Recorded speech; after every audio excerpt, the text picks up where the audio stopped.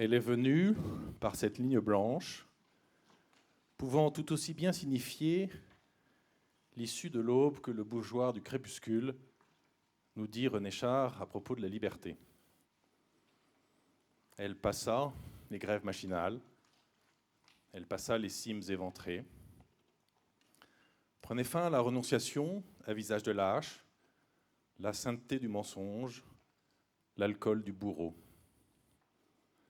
Son verbe ne fut pas un aveugle bélier, mais la toile où s'inscrivit mon souffle. D'un pas à ne se mal guider que derrière l'absence, elle est venue, signe sur la blessure, par cette ligne blanche. Bien plus, ou pour le moins tout autant que de blessures et de souffrances, c'est de liberté que vous allez entendre parler aujourd'hui. C'est en effet, je crois, la toile où s'inscrit le souffle de ces réflexions sur la blessure et la souffrance. Je crois aussi que ces textes qui vont vous être offerts, car il s'agit bien d'un don, n'ont pas besoin de propos introductifs, mais plutôt de silence et de recueillement. C'est en tout cas, je crois, ce qu'ils vont vous léguer.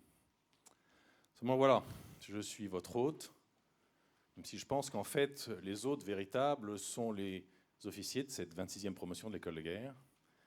Il est donc normal que je vous accueille, et c'est d'ailleurs un plaisir pour moi. Merci d'être là aujourd'hui avec nous. Et puisque je suis le directeur de cette école, de leur école, et que l'année se termine, permettez-moi de leur adresser un dernier mot.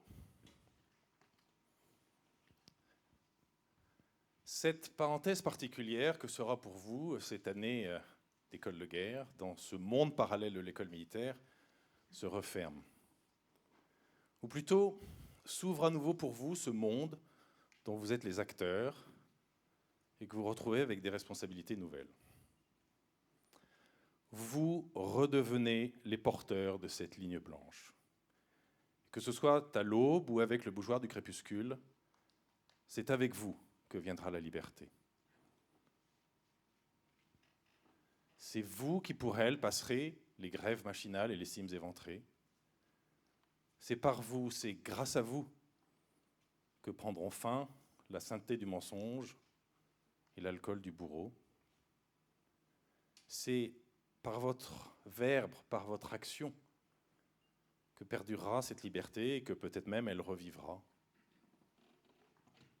Et c'est d'un pas assurément guidé par votre présence que cette liberté s'établira, signe sur la blessure, par cette ligne blanche.